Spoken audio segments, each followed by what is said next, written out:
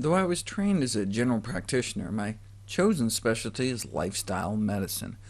Yes, most of the reasons people go to see their doctors is for diseases that could have been prevented, but lifestyle medicine is not just about preventing chronic diseases, but also about treating them. And not just treating the disease, it's treating the causes of disease. If people just did 4 simple things— not smoking, exercising half-hour a day, eating a diet that emphasizes whole plant foods, and not becoming obese— that may prevent most cases of diabetes and heart attacks, half of strokes, and a third of cancers. Even modest changes may be more effective in reducing cardiovascular disease, high blood pressure, heart failure, stroke, cancer, diabetes, and all-cause mortality than almost any other medical intervention. The key differences between conventional medicine and lifestyle medicine is instead of just treating risk factors, we treat the underlying causes of disease, as described in this landmark editorial. See, typically doctors treat risk factors for disease, such as giving a lifetime's worth of medications to lower high blood pressure, elevated blood sugar, high cholesterol. But think about it. High blood pressure is just a symptom of diseased dysfunctional arteries. Yes, you can artificially lower blood pressure with drugs, but that's not treating the underlying cause, which often comes down to things like diet and exercise, the penicillin of lifestyle medicine.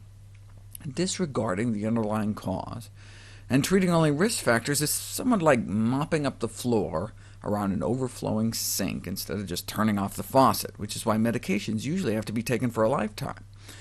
If a floor is flooded as a result of a dripping tap, it is of little use to mop up around the floor unless the tap is turned off. The water from the tap represents the cost of disease, the flooded floor, the diseases filling up our hospital beds. Yet medical students learn far more about methods of floor mopping than about turning off taps, and doctors who are specialists in mops and brushes can earn infinitely more money than those dedicated to shutting off taps. And the drug companies are more than happy to sell rolls of paper towel, so patients can buy a new roll every day for the rest of their lives. Paraphrasing Ogden Nash, modern medicine is making great progress, but just headed in the wrong direction. Preventive medicine is, frankly, bad for business. When the underlying lifestyle causes are addressed, patients often are able to stop taking medication or avoid surgery. We spend billions cracking people's chests open, but only rarely does it actually prolong anyone's life. In contrast, how about wiping out at least 90% of heart disease? Think about it. Heart disease accounts for more premature deaths than any other illness, and is almost completely preventable simply by changing diet and lifestyle. And those same changes can prevent or reverse many other chronic diseases as well, the same dietary changes. So why don't more doctors do it? Well, one reason is doctors don't get paid to do it. For no one profits from lifestyle medicine, so it's not part of medical education or practice. Presently, physicians lack training and financial incentives, so they continue to do what they know how to do— prescribe medication and perform surgery. After Dean Ornish proved you could reverse our #1 cause of death, heart disease, open up arteries without drugs, without surgery, just with a plant-based diet and other healthy lifestyle changes, he thought that his studies would have a meaningful effect on the practice of mainstream cardiology. After all, a cure for our #1 killer? But he admits he was mistaken. Physician reimbursement, he realized, is a much more powerful determinant of medical practice than research.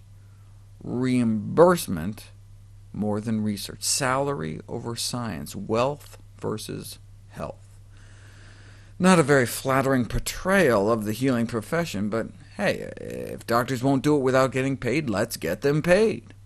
So Dr. Ornish went to Washington, arguing that, look, if we train and pay for doctors to learn how to help patients address the real causes of disease with lifestyle medicine, not just treat disease risk factors, we could save trillions, and that's just talking heart disease, diabetes, prostate, and breast cancer. The Take Back Your Health Act was introduced in the U.S. Senate to induce doctors to learn and practice lifestyle medicine, not only because it works better, but here's the critical factor: physicians will be paid to do it. The bill died. just like the millions of Americans will continue to do with reversible chronic diseases.